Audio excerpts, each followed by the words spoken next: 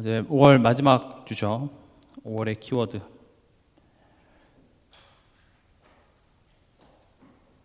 틀을 깨는 작은 실천입니다.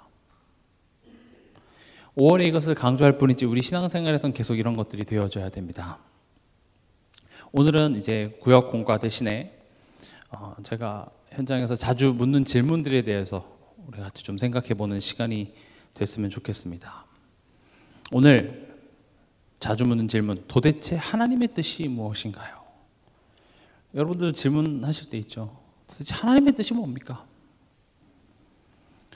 특히 이제 뭐 어려운 일 당하거나 좀 힘든 일 당하면 이제 찾아가서 얘기하죠. 야, 나 하나님의 뜻이 있어. 맞는 말인데 별로 기분은 좋지 않아요. 그래서 그 뜻이 뭔데? 하나님의 뜻을 전부 다 아는 사람이 있을 수 있을까요? 없겠죠. 만약에 내가 너에 대한 하나님의 뜻을 다 알아 라고 이야기하면서 내 말만 들어 하면 그 사람은 사이비 교주일 확률이 높습니다. 하나님의 뜻을 다 아는 사람은 없습니다. 하나님께서는요, 그 하나님의 뜻을요, 성경을 통해서 알게 하셨습니다. 근데 이제 모릅니까? 성경이 하나님의 말씀인 거. 근데 문제는 내가 사업을 해야 될지 취직을 해야 될지 성경에 나와 있지는 않아요. 그렇죠? 내가 이사를 가야 됩니까? 말아야 됩니까? 하는 성경에 안 나와 있죠. 이 병이 언제 나을지 성경에 나오지 않습니다. 그래서 우리는 성경을 읽기보다 점쟁이를 찾아가는 게 더 좋아요. 점쟁이는 날짜를 알려줍니다. 그렇죠? 이 부적을 쓰면 내가 하고자 하는 것을 하게 해줘요. 또 내 사주 이런 거 보면 몇 월 달부터 운이 펴고 뭐 이걸 조심해야 되고 되게 구체적이죠. 그래서 성경보다는 이렇게 연말 연초 또 뭐 중요한 일 앞서서 결정을 할 때 이렇게 막연한 하나님의 뜻 뭐 이런 것보다는 그냥 점쟁이한테 한번 찾아가서 이제 하면 좋죠. 근데 성경은요, 그렇게 그 말씀을 갖고 점을 치는 그런 개념이 아닙니다. 성경이 이야기하고 있는 것은요, 하나님이 어떤 분인지, 다시 말하면 그런 기준들이 써져 있습니다. 하나님이 꿈속에 나타나서 일로 가라 절로 가라 그렇게 얘기하시지 않습니다. 구약시대 때는 성경이 없었기 때문에 하나님께서 직접적으로 그렇게 계시를 하셨으나 성경이 있기 때문에 하나님께서는 성경을 통하여서 말씀하시기 원하는데 그 말씀하시는 게 직장 그만둬라, 버텨라 이런 식으로 말하는 게 아니라 성경에 하나님이 어떤 분이신지에 대해서 첫 번째 설명을 하고 있고요. 또 여러 가지 인생 스토리들이 있습니다. 수많은 인생 스토리들이 있고 이게 쉽게 말하면 판례. 여러분 판례가 뭔지 아시죠? 법이 있지만 그 법을 판사들이 어떻게 적용했는지에 대한 그런 케이스들이 판례예요. 그래서 변호사들이라든지 검사들이 그런 판례들을 가지고 와서 이건 요 상황에 이렇게 적용되는 것이 더 맞습니다 라고 하는 것처럼 성경은요, 하나님이 어떤 기준을 가지고 계신지를 알게 하시고 그것을 인생 스토리에서 어떤 식으로 적용했는지에 대한 내용으로 성경은 가득합니다. 그래서 직접적으로 뭘 이렇게 해라 저렇게 해라라는 그런 계시를 주기보다는 이 성경의 내용을 가지고 우리가 이제 적용하기를 원하시는 거죠. 그래서 하나님의 뜻은 성경 안에 있습니다. 그 어떤 훌륭한 사역자도 성경을 대신해서 이게 하나님의 뜻이야 라고 말할 수는 없어요. 근데 이제 이건 원론적인 이야기고 본론으로 들어와서 지금 여러분들이 사역을 하는데 그 사역 대상자가 물어보는 거죠. 지금 내가 이런 상황인데 하나님 뜻이 뭔가요? 더 쉽게 여러분들의 자녀가 어떤 중요한 결정을 해야 되는데 하나님의 뜻이 뭔지 물어본다라는 거죠. 그럼 이럴 때 여러분들 뭐라고 대답하시겠습니까?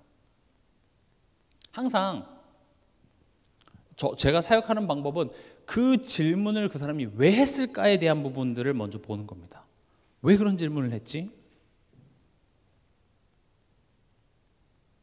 쉽게 말하면 학교 왜 다녀야 돼? 라는 질문 자체를 아이가 왜 했을까?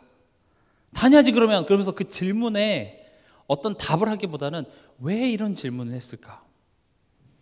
그럼 우리도 스스로 점검을 해보자고요. 내가 정말 하나님의 뜻을 궁금해하나?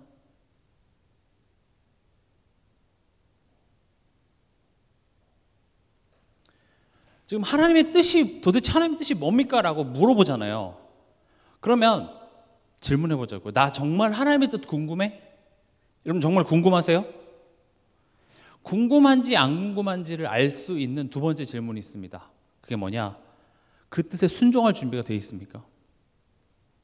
내가 원하지 않는 답변이 나와도 그게 하나님의 뜻이라면 그렇게 가겠다고 여러분들 순종할 준비가 되어 있습니까? 아마 안 돼 있을 거예요. 하나님, 이 직장에 가야 됩니까? 저 직장에 가야 됩니까? 이런 질문을 했을 때 그만둬. 둘 다 그만둬. 만약에 그게 하나님의 뜻이라면 아멘 하고 순종할 준비가 되어 있습니까? 사실요, 그 질문 앞에 아멘 이렇게 잘 안 돼요. 우리의 의도는요, 하나님의 뜻이 무엇입니까? 라고 묻는 우리의 의도는 이거예요. 해줘. 해줘. 언제 해줄 거야? 언제 해줄 거예요? 그게 하나님의 뜻을 물어보는 거예요. 아니면 빨리 해주세요. 우리도 물어보잖아요. 빨리 해달라는 말은 너무 직접적이기 때문에 언제 돼요? 이런 거 물어보죠. 얼마나 기다려야 돼요? 빨리 해달라는 소리예요. 빨리. 그러니까 우리의 현실은 그렇게 하나님의 뜻을 궁금해하지 않는 게 우리의 현실입니다. 정말 하나님의 뜻을 궁금한다면 그 뜻에 내가 순종할 준비가 돼 있어야 된다니까요. 너가 하나님 이렇게 화려하고 사람들의 조명을 받는 그 자리 가는 게 맞습니까? 아닌 게 맞습니까? 아니야. 너는 아무도 보이지 않는 그곳에 가. 라는 게 하나님의 뜻이라면 갈 준비가 돼 있냐고요. 하나님은 내가 하는 것을 다 반대하는 하나님이 아닙니다. 또 나한테 안 좋은 걸 주려고 하는 것은 아니나 지금 뭘 묻는 거죠? 하나님의 뜻에 순종할 마음이 있어서 지금 하나님의 뜻을 묻는 것인지 아니면 나는 지금 이걸 하고 싶은데 하나님 지금 이거 맞죠? 해줄 거면 언제 해줄 거예요? 그러니까 내 뜻을 이루기 위해서 하나님을 이용하는 그런 모습들이 우리 삶에 더 많이 보인다라는 것이죠. 또 이 하나님의 뜻이라는 것을 가지고 우리가 자주 하는 오해 또는 이런 실수들이 있습니다. 뭐냐? 이 말씀을 가지고 어떻게 하냐? 자기 합리화를 합니다. 내 듣고 싶은 대로 들어요. 그러니까 이 안에는 결국 이제 내 욕심, 고집 이런 것들이 있습니다.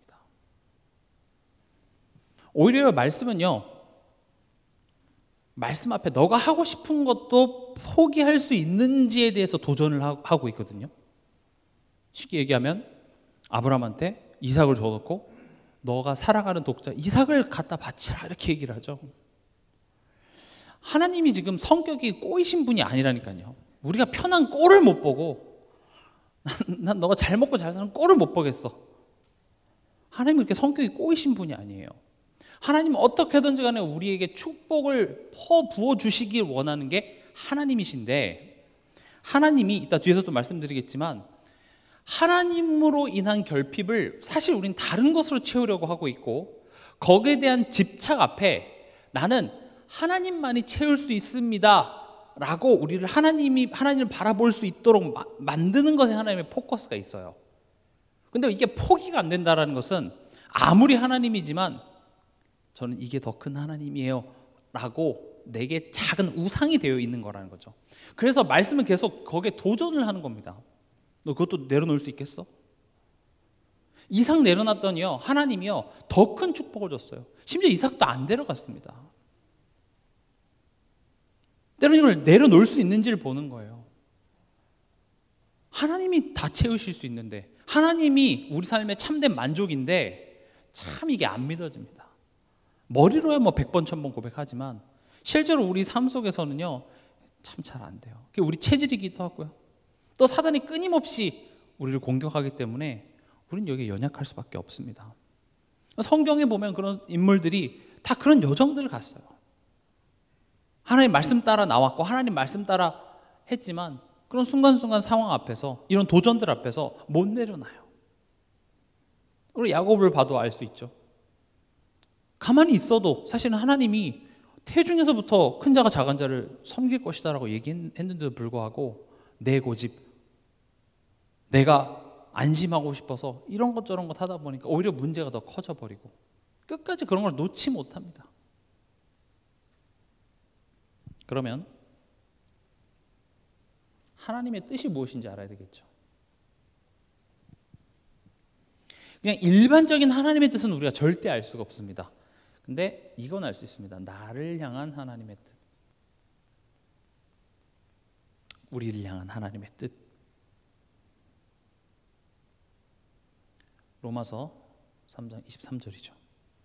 우리가 잘 아는 구절이죠. 모든 사람이 죄를 범하였음에 하나님의 영광에 이르지 못하더니. 이 구절 우리가 모든 사람이 죄인이다 라는 부분을 이야기할 때만 이용됐지만 사실은 그 구절의 큰 흐름은 뭐냐? 하나님의 목적이 하나님의 우리가 영광이 되는 것이다. 하나님의, 지금 로마서 3장 23절을 이렇게 쉽게 설명할 수 있어요. 하나님의 영광이 되어야 될 너희가 죄 때문에 그렇게 되지 못했다. 이게 모든 사람이 죄를 범하였으면 하나님의 영광이 이르지 못하더니예요. 그러니까 웨스터민스터 소요리 문답에도 인간의 제1되는 목적이 뭐냐? 하나님을 영화롭게 하는 것과 그를 영원토록 즐거워하는 것, 이렇게 되어 있습니다. 우리를 향한 하나님의 목적은요, 우리가 하나님의 영광이 되는 겁니다. 오늘도 나를 숨쉬게 하고 오늘도 나로 하여금 살아가게 하도록 하나님께서 살려두신 이유가 내가 하나님의 영광이 되도록입니다. 그러면 하나님의 영광이 뭘까요? 우리가 흔히 하나님의 영광 하면 생각하는 것들이 연말에 뭐 수상하거나 그랬을 때 모든 영광을 하나님께 돌립니다, 이렇게 말하는 것, 뭐 이런 것들을 생각하는데 하나님 영광은요 두 가지로 이야기할 수 있습니다. 하나는 뭐냐? 하나님 아는 것에 자람이 있어서 그 하나님으로 기뻐하는 겁니다. 또 하나님이 내 삶 속에 나타나는 거죠. 이 두 가지를 하나님께 영광, 하나님의 영광이 된다 합니다. 하나님을 알면 알수록 야, 너무 좋다.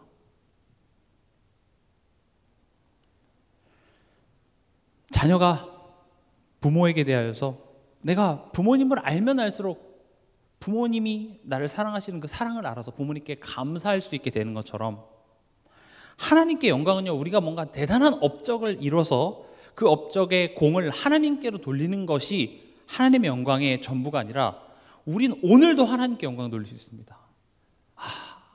하나님이 지금까지 내 인생을 지켜오시고 인도해오신 그 하나님의 은혜가 너무 감사하구나, 새삼스럽게 감사한 거예요. 그럼 우리는 매 순간 하나님께 영광 돌릴 수 있죠. 또 그 하나님을 알면 알수록 우리는 기뻐할 수밖에 없습니다. 그렇게 하나님을 우리가 알면 알수록 우리의 삶이 변화되고 우리의 선택과 언행과 그게 변화되니까 우리 삶 속에서 하나님을 아는 것의 열매들이 이렇게 나타나게 되어지는 거죠. 그래서 하나님을 아는 것에 자람이 있다, 이것을 이제 천국 비유로 나타내셨죠. 천국은요, 하나님을 알아가는 여정이 천국입니다. 공통점이 뭡니까? 가치를 발견하는 거예요. 밭에 감주인 보화, 진주인데 극히 값진 진주.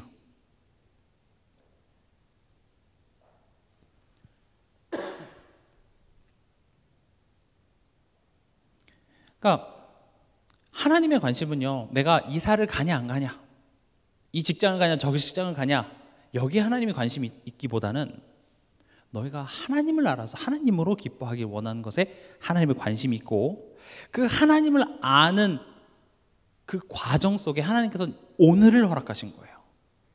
내 가정을 허락하셨고 내 자녀를 허락하신 거예요. 내 자녀가 얼마나 훌륭하나 안 훌륭하냐가 아니라 이 자녀와의 관계를 통하여서 내가 좀 하나님을 알길 바라는 거죠.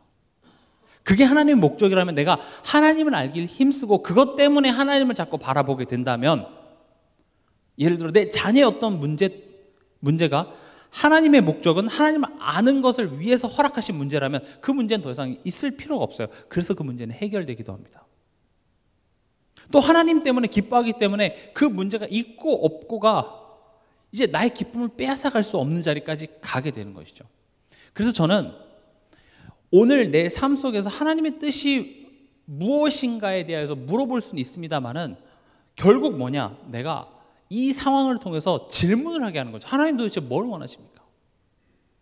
전 그게 차라리 건강하다고 생각합니다. 어떤 상황 속에서 질문조차도 하지 않아요. 이미 하나님한테 기대도 하지 않았어. 그냥 내가 알아서 해요. 그게 제일 안 좋은 겁니다. 나는 내가 원하는 게 있는데 왜 안 됩니까? 하나님 뭐예요? 하면서 하나님한테 와서 따지세요. 하나님한테 질문하세요. 하나님께 기도하세요. 우리가 잘 아는 한나도 되게 숭고하고 고귀한 어떤 시대적인 그 기도 내용을 기도한 게 아니라 왜 난 아들 안 줘요? 이거예요. 근데 그걸 누구한테 와서 질문했어요? 하나님한테 와서 했어요. 그래서 때로는 우리에게 경제 문제 같은 것도 허락하시죠. 그럼 경제 문제 가지고 하나님한테 와서 질문하시기 바랍니다. 돈 달라고 기도하지 말라는 게 아니라 사실 우리는 돈 문제가 힘든 거예요. 그렇죠? 하나님과의 관계 모르겠어요. 난 돈 문제가 힘든 거예요. 그럼 그거 가지고 와서 하나님께 질문하세요. 하나님은 그 문제 위에 하나님과의 관계 회복하는 그 축복을 쌓기를 원하시고, 그게 회복되면 이 문제 또한도 하나님께서 해결하실 줄 믿습니다. 하나님께 있어서는 지금 내가 걱정하는 그 문제 절대 아닙니다. 하나님께 문제는 뭡니까? 인간이 하나님을 떠났다는 겁니다. 금요일에도 말씀드렸죠. 인간은 하나님과 함께 살 때 행복이 있습니다. 너무 잘 알죠? 우리 교회 어린 애들, 유치원 애들 한번 물어보세요. 붙잡고. 인간은 하나님과 함께 살도록 될 때 행복이 있습니다. 말한다니까요. 그럼 우리도 마찬가지예요. 그럼 저 하나님 만났는데 행복하지 않은데요? 그 말은요, 우리 삶 속에 하나님과의 소통, 하나님이 내 삶 속에 역사하시고 나와 함께 하신다는 사실을 확인할 때에 거기에 행복이 있어요. 이번 한 주간 내가 불안했고 염려했던 이유는 하나님이 지금 내 삶을 함께 하시고 책임진다는 사실을 확인하지 못해서 그래요. 그게 믿어지지 않아서 그래요. 나 혼자 살아야 돼요. 특히 집안의 가장들은 내가 책임져야 되잖아요. 그렇죠? 내가 이 가정, 내 자녀, 내가 책임져야 된다는 그런 압박감 얼마나 힘듭니까? 그러나 그 사실만 있지, 하나님이 지금 내 인생을 붙잡고 나와 함께 계시며 내 인생을 이끌어가고 계신다는 사실이 믿어지지 않아서 그래요. 인간은 하나님과 함께 할 때 행복이 있습니다. 함께 한다라는 그냥 여기 계신다 이 정도 차원이 아니라 지금 내 삶 속에 하나님께서는 역사하고 계십니다. 꼭 기억하시기 바랍니다. 역사하신다는 것이 항상 내 입맛에 맞는 식으로만 뭔가를 주는 경우도 있겠지만 때로는 내게 불필요한 것들, 내게 방해되는 것을 빼앗아 가기도 하세요. 그러나 하나님은 될 수 있으면 좋은 걸 주고 싶어 합니다. 내가 원하는 거 주고 싶어 합니다. 우리가 좋아하는 돈 주고 싶어 합니다. 경제적 축복 주고 싶어 합니다. 건강 주고 싶어 합니다. 하나님은 그렇게 성격이 이상한 사람이 아니라니까요. 축복 주려고 그래요. 그러나 그 축복이 하나님보다 더 크지 않기 때문에 하나님께서는 때로는 그런 문제를 통하여서 우리로 하여금 자꾸 하나님을 알도록 하게 하시는 것이죠. 보세요. 그럼 하나님의 뜻이 뭐냐? 우리가 하나님의 영광이 되는 건데 로마서 3장 23절에 모든 사람이 죄를 범하였음에.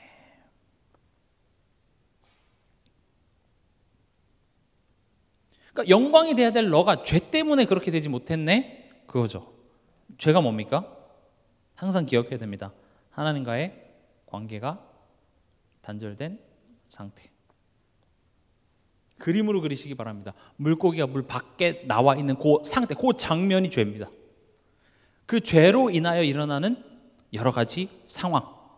물고기가 물 밖에서 파닥거리고 내가 물 말고 다른 것으로 행복하고자 노력하는 그 모든 것들이 죄가 되는 것처럼 죄라고 했을 때 어떤 윤리적인 것, 자범죄적인 것 그런 것을 먼저 떠올리는데 성경이 말하는 죄는 하나님과의 관계가 단절된 상태가 죄고, 그 상태 속에서 하는 모든 행동은 다 자범죄가 되는 것이죠.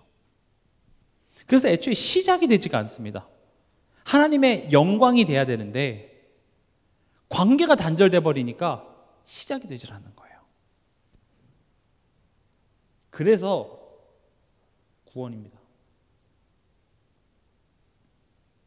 그러니까 하나님의 뜻은 구원 아닙니까? 하나님의 뜻은 우리를 구원하시기 위해서 오셨기 때문에 구원 아닙니까? 맞아요. 근데 지금 큰 맥락을 봐야 된다고요. 우리를 향한 하나님의 궁극적인 뜻은 우리가 하나님의 영광이 돼야 되는 것인데, 영광이 돼야 될 너가 사단에게 속아서 죄를 지었어요. 하나님과 단절된 상태가 됐으니, 그렇다면 영광이 되고 안 되고를 떠나서 뭐부터 시작이 돼야 돼요? 구원부터 돼야 돼요. 구원이라는 말이 뭐예요? 우리 스스로 거기에서 빠져나올 수 없는 상태 속에 있을 때 누군가 강한 자가 가서 거기서 우리를 건져내는 것이죠. 그래서 마가복음 3장 27절에 먼저 강한 자를 결박하지 않고서는 그 세간을 늑탈할 수 없다고 되어 있습니다. 우리가 하나님을 떠나는 순간, 다시 말하면 이 방에 빛이 떠나가는 순간 이 방은 어둠에 꽉 차게 됩니다. 우리가 하나님을 떠나는 순간 우리 인생은 사단에게 붙잡혀 있기 때문에 먼저 그 강한 자를 결박할 그리스도가 필요한 것이죠. 하나님의 아들이 나타나신 것은 마귀를 멸하려 하심이라. 이 하나님을 떠난 죄의 대가가 뭡니까? 사망입니다. 그래서 마태복음 20장 28절에 우리의 대속물이 되어주시기 위해서 예수가 오신 것입니다. 요한복음 14장 6절에 내가 곧 길이요 진리요 생명이니 나로 말미암지 않고는 아버지께로 올 자가 없느니라. 우리가 하나님께 갈 수가 없었어요. 근데 하나님께 갈 수 있는 길을 열어주신 것뿐만 아니라 우리를 자녀 삼아 주셨다는 것이죠. 그래서 이 구원, 여기서 멈춰 있는 것을 보고 구원파라고 합니다. 구원 받았으니까 다 됐지 뭐. 구원이 다야. 그러나 그건 성경을 건강하게 전체 그림을 보지 못하는 것입니다. 구원은 전부가 아닌 새로운 끝이며 동시에 새로운 시작입니다. 어떤 새로운 시작일까요? 뭐의 끝일까요? 죄인된 내 인생의 끝이며 동시에 하나님의 영광이 되는 새로운 여정의 시작이 바로 구원인 것입니다. 그래서 구원 받았으니까 끝. 예수님이 십자가에서 다 문제 해결했으니까 끝. 그런 태도로 삶을 살아가면 끝나지 않은 것들이 참 많이 발견될 겁니다. 예수님이 십자가에서 다 이뤘다라는 이야기는 하나님과 우리 사이에 막힌 담을 허시는 그 일을 다 완성하셨고, 이제는 너희가 하나님의 자녀가 되게 하셨다. 그 시작을 하셨다. 그걸 다 이루신 거예요. 그게 예수님의 사역이었어요. 그래서 예수님은 그 사역을 다 마치시고 승천하시고, 이제는 우리가 하나님의 영광이 되는 새로운 여정을 위해서 누가 오십니까? 성령이 오십니다. 성령이 우리 안에 함께 계시면서 우리가 하나님의 영광이 되는 그 여정을 살아갈 수 있도록 가르치고 생각나게 하시는 그 일을 하기 위해서 성령이 오신 것입니다. 그래서 구원이 끝이라고 생각한다면 그 성령의 역할이 뭔가 귀신을 쫓아내고 병을 고치고 뭔가 신비적인 일에만 국한되어 있지, 우리의 매일매일 삶 속에서 그 성령이 도대체 무슨 일을 하는지에 대해서 희미하게 돼 있어요. 우리 에베소서 1장 4절에서 6절 한번 같이 읽어보겠습니다. 제가 이 말을 하는 것이 제가 그냥 하는 말이 아니라 성경의 어떤 근거를 가지고 이야기하는지 여러분들이 꼭 확인을 하셨으면 좋겠습니다.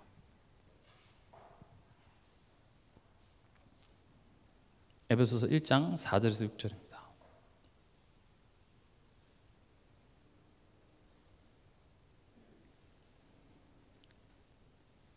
같이 읽겠습니다. 곧 창세전에 그리스도 안에서 우리를 택하사 우리로 사랑 안에서 그 앞에 거룩하고 흠이 없게 하시려고 그 기쁘신 뜻대로 우리를 예정하사 예수 그리스도로 말미암아 자기의 아들들이 되게 하셨으니 이는 그가 사랑하시는 자 안에서 우리에게 거저 주시는 바 그의 은혜의 영광을 찬송하게 하려는 것이라. 아멘. 보세요. 4절, 5절이 지금 제가 앞에서 이야기한 내용이에요. 우리를 택하셨고 우리를 예수 그리스도로 말미암아 아들이 되게 하셨다. 이게 4절, 5절이고 6절에 이는으로 시작하죠. 그 말은 무슨 말입니까? 왜냐하면, 왜 구원했냐면 그 이유를 이야기하는 거예요. 왜 내가 창세전에 널 택했고 왜 예수 그리스도를 보내서 너를 구원해서 자녀 삼았냐면 6절에 그가 사랑하시는 자 안에서 우리에게 거저 주시는 바 그의 은혜의 영광을 찬송하게 하려는 것이라. 이게 지금 제가 앞에 설명한 내용입니다. 여기까지 설명하면은요 알아들으시면 좋겠지만, 그래서 이제 마음속에 이런 생각이 듭니다. 그래서 직장 그만둬요 말아요? 이사 가요 말아요? 이런 거 말고 해야 되는지 말아야지 그걸 알려주세요. 그러니까 하나님의 뜻을 우리 안 궁금해한다니까요. 전혀 궁금해하지 않아요.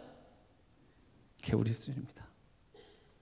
그래요. 영광 찬송할 테니까 찬송합니다. 아멘, 땡큐 하는데 이사 가야 되는지 말아야 되는지. 하나님의 뜻, 그래서 다시 말합니다. 하나님의 뜻은 우리가 하나님 아는 것에 자람이 있길 원하십니다. 왜냐? 하나님이 지금 우리 삶을 봤을 때 너, 이렇게 얘기하시는 거, 너 하나님 몰라서 그래. 너 하나님 몰라서 그래.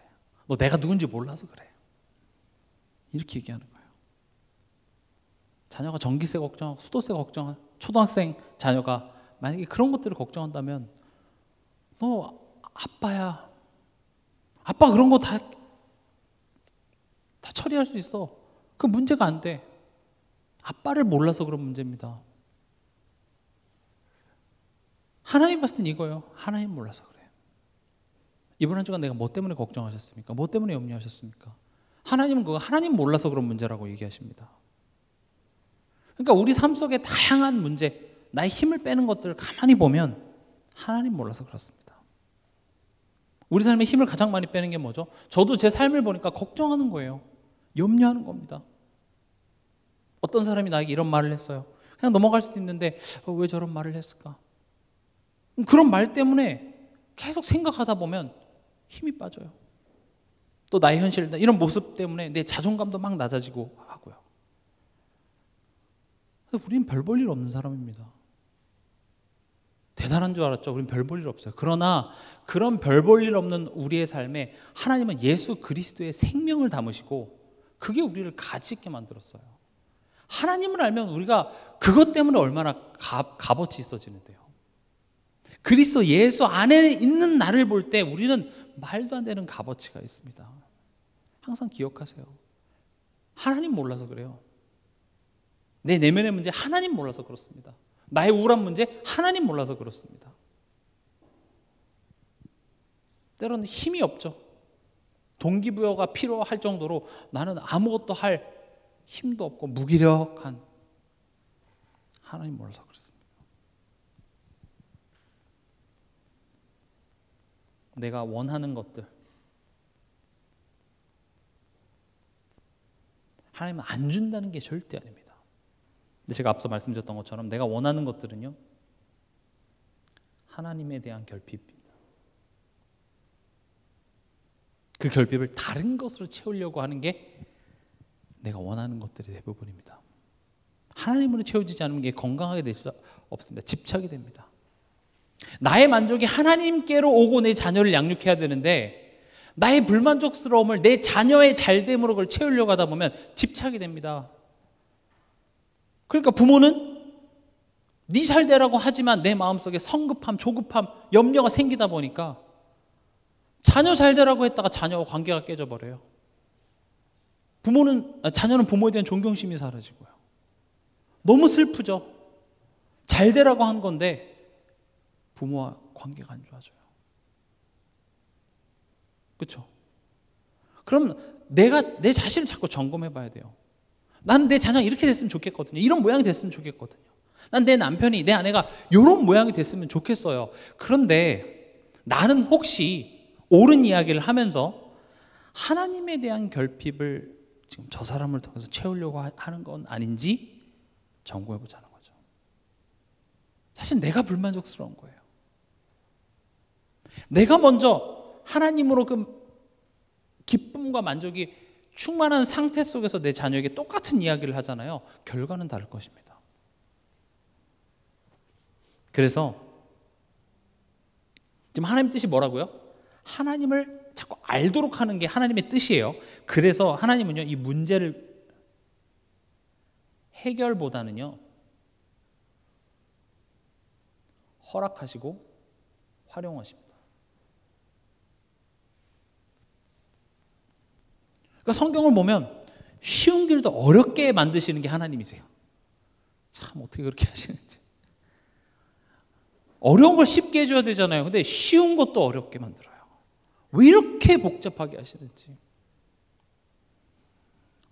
출애굽기가 있기 전에 애초에 거기 노예되게 안 하면 되잖아요. 그렇죠? 노예되게 만들어 놓고 출애굽을 시키네. 왜 이렇게 어렵게 해요?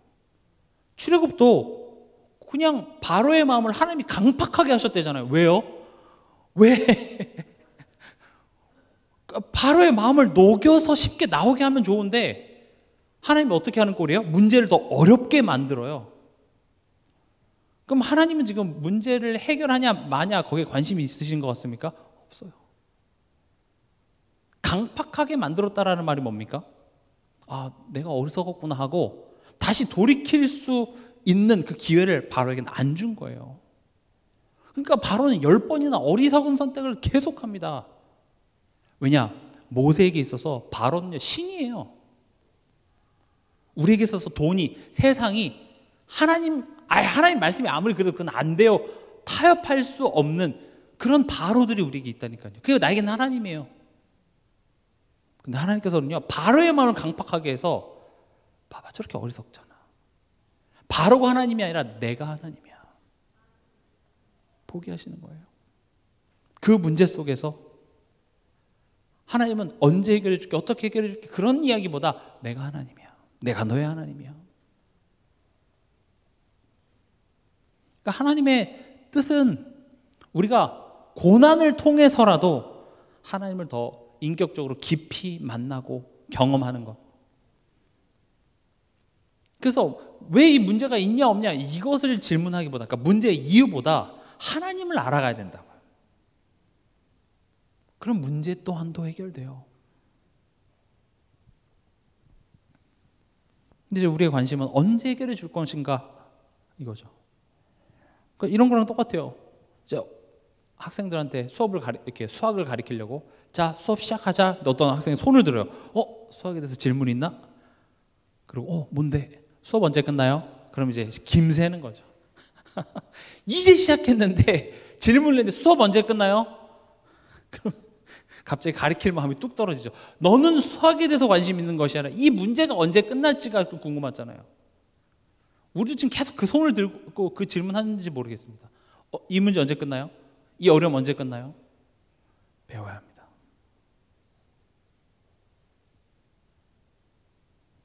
물론 힘듭니다. 그래서 성령께서 우리와 함께 하십니다. 가르치고 생각나게.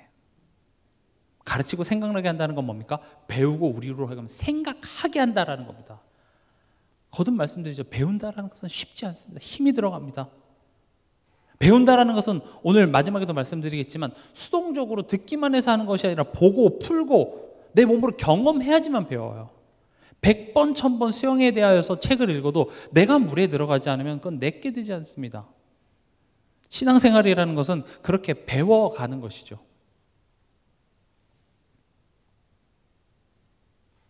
그럼 이 문제를 통하여서 사실은 내 상태, 내 수준이 드러나는 것에 목적이 있습니다. 오늘 욥기서 42장 읽었습니다. 3절에 보면은요, 이게 쉬운 성경은 되게 말 그대로 쉽습니다. 3절에 이렇게 되어 있습니다. 쉬운 성경. 무식한 말로 내 뜻을 가리는 자가 누구냐라고 물으셨지요. 정말 저는 알지도 못하면서 말하였고 깨닫지 못하는 일을 아는 채 하였습니다.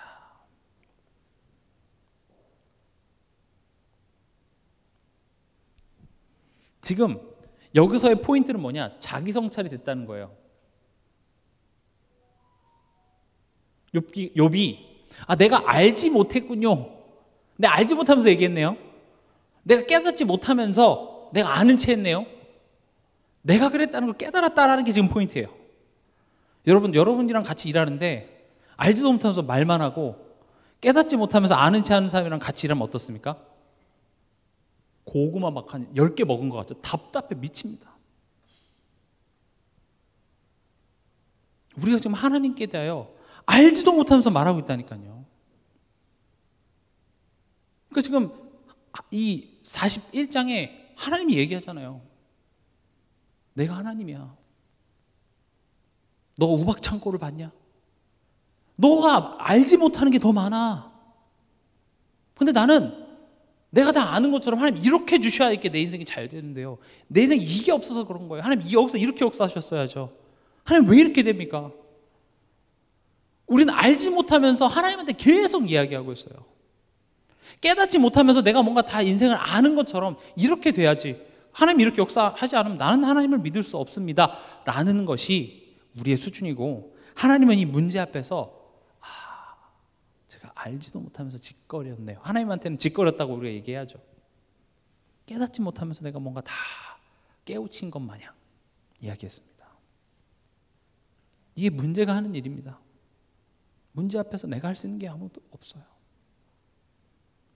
내가 어찌어찌 내 능력으로 그것을 해결해도 거기에 답이 있던가요? 그냥 그 순간만을 모면할 뿐이지 사실 거기에 답이 없습니다. 그래서 하나님이 문제를 허락하시고, 또 4절에 보면은 이렇게 얘기합니다. 주님께서 들어라, 내가 말하겠다. 내가 묻겠으니 너는 대답하여라고 하셨지요. 들어라, 대답하라. 이 말은 무슨 말입니까? 우리가 하나님을 듣질 않았어요. 내 말만 계속 하는 거예요. 마치 어린애같이 엄마의 말을 듣지 않고 계속 어린아이가 짜증을 내고 자기 이야기만 계속 하는 거죠. 그래서 지금 뭘 하라고 합니까? 들어라. 내 속에 복잡한 소리보다 하나님의 음성을 듣는 선택을 하시기 바랍니다.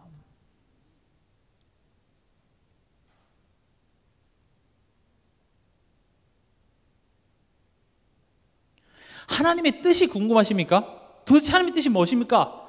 했을 때 가만히 보면 그 뜻을 질문을 하는 것 같지만 듣질 않아요. 지금 내 얘기만 계속하고 있어요. 이번에 이거 안 해결해 주시면 제가 이렇게 되고, 이렇게 되면 저렇게 되고, 저렇게 되면 하나님 안 될 텐데, 그럼 저 이거 문제 심각하고. 듣질 않아요.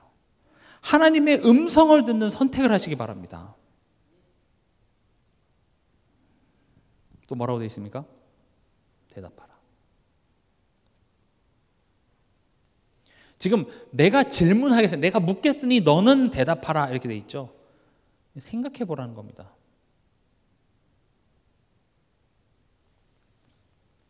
우리는 생각하기 싫어합니다. 복잡한 거 싫고요. 그래서 주겠다는 거 안 주겠다는 거예요. 지금 요 정도 왔는데도 그래서 이사 가요 말아요. 또 그런 질문을 하고 있으면 안 됩니다. 생각해 보라는 거예요. 왜? 그래서 성경에서 진짜 방탕한 삶은 다른 게 아니라 생각하지 않는 겁니다. 성경은 술 취하지 말라 그랬죠. 그것은 술을 마셔야 된다 말아야 된다의 개념이 아니라, 우리는 힘든 일이 생기면 술 마시는 것으로 그 힘듦을 그냥 넘겨버리고 싶어 해요. 그럼 술만이 문제가 되겠습니까? 누군가는 훌쩍 여행을 떠나고, 누군가는 그냥 TV 보고, 누군가는 뭐 책 읽고, 뭘 하냐가 포인트가 아니라 하나님께서 지금 이유가 있어서 허락하신 그런 상황에 대하여서 생각하지 않는 것이 문제가 된다는 거죠. 그걸 방탕한 삶이라고 얘기합니다. 그렇죠? 내가 좋아하는 것들 있잖아요. 나의 취미 생활들의 특징이 뭐냐? 복잡한 생각하지 않게 해요. 저도 제 취미가 크로스핏이라는 운동인데, 운동이 너무 힘들다 보니까 생각할 시간이 없어요. 그리고 그거 끝나고 사람들이랑 같이 삼겹살 착 구워 먹으면 천국이에요. 이게 천국 아니냐? 행복 별거 없다잉 막 하면서 고기 먹고 하는데 그 순간만큼은 뭐 복잡한 생각이 없어요. 근데 문제는 뭐예요? 먹고 집에 돌아올 때쯤 되면 다시 이제 현실로 이제 돌아오게 되죠. 물론 때로는 우리 삶 속에 그렇게 조금 그런 스트레스라든 이런 푸는 취미 생활이 나쁘다고 이야기하는 것은 아니지만, 그러나 이런 생각 없이 그런 취미 생활만 하면서 살아갈 수 있을까요? 없습니다. 생각해 보라는 겁니다. 하나님께 질문해 봐야 돼요. 복잡한 거 말고요. 근데 복잡한 생각들을 하지 않으면 자라날 수가 없습니다. 보세요. 하나님의 음성을 듣고 생각하게 하는 것, 이게 뭡니까? 예배예요, 사실은. 그렇죠? 하나님의 말씀을 듣고 그 말씀을 그냥 이 자리에 와서 그냥 듣는 시간을 때우고 집에 가는 게 예배가 아니라, 다 내가 여기 이 자리에 올 때까지 다 나름 질문을 갖고 오잖아요. 그렇죠? 내 삶 속의 어떤 갈등. 왜냐? 문제가 없으면 질문을 하질 않아요. 하나님에 대해서 알려고 하질 않는다고요. 지금 이 말 하는 이 도중에서도 지금 우리는 하나님의 뜻을 궁금해하지 않는 것처럼 우리의 본성 자체는 하나님에 대해서 별로 궁금해하질 않아요. 그래서 하나님은 뭘 하시는 거예요? 문제들을 허락해요. 뭐가 문제가 되냐? 내가 원하는 거, 내가 좋아하는 거를 안 줘요. 뺏어가기도 해요. 아브라함한테 이삭을 바쳐라. 이삭 걸 지금 뺏어가는 그 상황 속에서 아브라함으로 하여금 질문하게 하는 거죠. 하나님이 지금 무슨 뜻이 있지? 하나님 뭘 원하시지? 다시 말하면 하나님이 어떤 분이신지에 대해서 질문하고 생각하게 해요. 모르죠, 나 혼자 생각하면. 그래서 말씀 앞에 나오게 해서 그 말씀을 통하여서 하나님으로 하여금 자꾸 듣게 만든다는 거죠. 그리고 생각해 봐야 돼요. 그게 예배예요. 교회 없이 그거 잘할 수 있을 것 같죠? 나 혼자 가정에서. 잘 안 됩니다. 여러분, 교회라는 건 그렇게 생각해야 돼요. 내가 그냥 어렸을 때부터 교회 다녔으니까 그냥 관습대로, 습관대로 교회 와서 그냥 예배 드리고 앉았다 가고, 그런 신앙생활 말고요. 실제로 그건 내 삶이잖아요. 그렇죠? 내 현실이라고요. 이번 한 주간도 내 힘을 빼고 나를 속상하게 만들었고 했던 그런 문제들이 그냥 우연히 또 저 사람 때문에 일어난 게 아니라 하나님이 허락하신 계획 안에서 일어난 일이라면, 그렇다면 그 문제를 가지고 하나님께서 질문해 보자고요. 오늘 말씀에 나왔잖아요. 하나님을 알길 원하시는 게 하나님의 뜻이라면 듣겠습니다. 말씀하여 주시옵소서.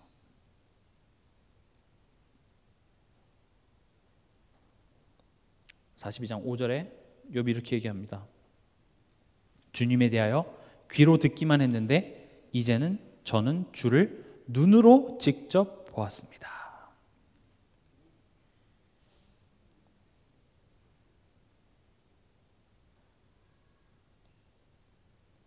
이게 돼야 됩니다. 이게 무슨 말입니까? 말로 많이 들었어요. 이론적으로 많이 알았어요. 어렸을 때부터 예배 많이 들었고, 뭐 성경 어디에 뭐 써져 있고 성경도 많이 외웠고, 귀로 듣기만 했는데 이제 저는 주를 눈으로 직접 봤다, 이렇게 돼 있죠. 무엇이 욥을 이렇게 만들었을까요? 하나님은 요셉의 모든 것을 다 가져갔습니다. 건강도 자녀도. 딱 하나 남겨놨어요. 마누라. 누가 사단한테 마누라 안 데려갔는데? 사단이 알아. 왜냐? 마누라는 살아서 옆에서 바가지를 긁는 편이 훨씬 더 괴롭다라는 걸 사단도 알기 때문에 마누라만큼은 살려두고, 그래서 끝까지 바가지를 긁고 저주하고 가게 만들죠. 욥한테 진짜 말도 못하는 지금 엄청난 고난과 아픔이 욥을 뭘로 만듭니까? 귀로 듣기만 했는데 이제 저는 주를 눈으로 직접 보았습니다. 잘 아시죠? 욥은요, 이 시점을 이후로 말도 못하는 더 큰 축복을 받습니다.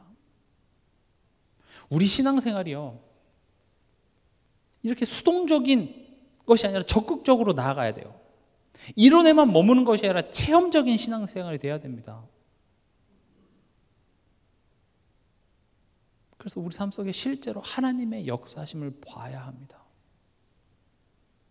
그냥 어떤 문제, 사람과의 갈등이 있었는데 그냥 그 문제가 어찌어찌해서 끝났어요. 휴, 끝났다, 이렇게 되면 안 돼요. 바둑기사들이 복귀하듯이 아, 그래, 이 문제를 통해서 하나님이 지금 내게 무슨 말씀을 하고자 하지? 이게 돌려가면서 하나님이 이렇게 역사하시는구나, 하나님이 나에게 지금 이런 메시지를 하시는구나가 이게 깨달아지면서 배워가면서 나가야 돼요. 그러지 않으니까 문제가 해결이 됐어요. 근데 거기서 내가 배운 건 없고 그냥 문제가 지나가다 보니 다음번에 또 이와 비슷한 문제가 일어나면 나는 그 문제 앞에 설 능력이 없는 까닭에 두 배로 힘든 거예요. 아, 지난번에 또 이 문제 있는데 또 이 문제가 또 생겼네? 두 배로 힘들어요. 심지어 트라우마까지 생겨서. 세 번째 그 문제가 다가오면 왜 맨날 내 인생은 이럴까? 신앙생활에 슬럼프가 이렇게 딱 오죠. 곡선이 그려지는 거예요. 그래서 그 문제를 통하여서 내가 배우고 그 문제를 풀 수 있는 실력이 생기는 게 중요한 것처럼 다른 게 아닙니다. 하나님이 지금 내 삶 속에 역사하고 계시다는 사실을 우리가 직접 확인해야 돼요. 문제 속에, 상황 속에. 그러기 위해서 뭐가 있어야 됩니까? 내 속에 반드시 말씀이 있어야 됩니다. 하나님은 말씀을 미리 주시고 그 미리 주신 말씀을 성취하시는 하나님입니다. 말씀이 없으면 내 삶 속에 하나님이 일하고 계신다는 게 보이지가 않아요. 성경을 보세요. 하나님께서 다 미리 말씀하십니다. 왜냐? 보일 수가 없어요. 홍해 앞에 마른 길이 있을 거라고 누가 상상이라도 했겠습니까? 도단성을 둘러싸고 있는 아람 군대보다 불말과 불병거가 더 많다라는 사실을 우리가 어떻게 알 수 있겠냐는 거죠. 그래서 하나님 미리 말씀을 주시고 그 말씀을 통하여 내 삶 속에 역사하시는 하나님을 직접 눈으로 볼 수 있도록 하나님께서는 우리에게 하시는 것입니다. 그래서 말씀을 붙잡기 바랍니다. 그리고 그 말씀을 딱 간직했다가 이번 한 중 어떤 갈등이 일어나거나 문제가 생길 때 그 말씀을 딱 꺼내보세요. 하나님 지금 어떻게 역사하고 계시는지를 직접 눈으로 볼 때 그 문제는 지나가게 되는 겁니다. 그 문제는 장담할 수 있습니다. 내 삶 속에 다시 찾아오지 않을 겁니다. 왜냐? 하나님은 문제를 주고 싶으신 분이 아니라 축복을 주고 싶어 하시고 그 축복을 깨닫기 위해서 허락된 문제이기 때문에 깨달았다면 더 이상 그 문제는 풀 필요가 없어요. 실력이 됐으니까요. 그럼 내 삶 속에 계속 반복되는 문제는 뭘 의미합니까? 내가 그걸 못 깨닫고 있어서 계속 비슷한 문제가 계속 허락되는 거죠. 이해가 되시죠? 그럼 우리 다 각각 다 적지 않은 인생들을 살아오면서 내 삶 속에 반복되어지는 문제가 뭔지 한번 생각해 보세요. 그게 내가 넘어야 될 산입니다. 그것이 내가 하나님을 알아야 될 부분이 거기 안에 있기 때문에 하나님은 그것을 계속 우리에게 허락하시다라는 거죠. 말씀 맺겠습니다. 도대체 하나님의 뜻이 무엇인가요? 하나님은 여러분들을 구원해서 자녀 삼아 내가 하나님 자녀 됐다는 것이 얼마나 큰 축복인지를 알아서 그것으로 감사하고 기뻐. 그 기뻐한 삶의 열매들이 또 다른 사람들에게 전달되어지는 것이 우리를 향한 하나님의 뜻입니다. 이것이 한 번에 되어지는 것이 아니라 그 여정 속에 있기 때문에 또 그 속에서 배워가며 자라가야 되기 때문에 지금 여러분들에게 이런 상황을 허락하셨다는 것입니다. 그럴 때일수록 우리는 뭘 해야 됩니까? 듣기 바랍니다. 내 이야기를 하는 것이 듣길 바랍니다. 또 생각하시기 바랍니다. 그래서 이번 한 주간 귀로만 듣는 신앙생활에서 눈으로 직접 보는 그런 신앙생활 되시길 주님의 이름으로 축원합니다.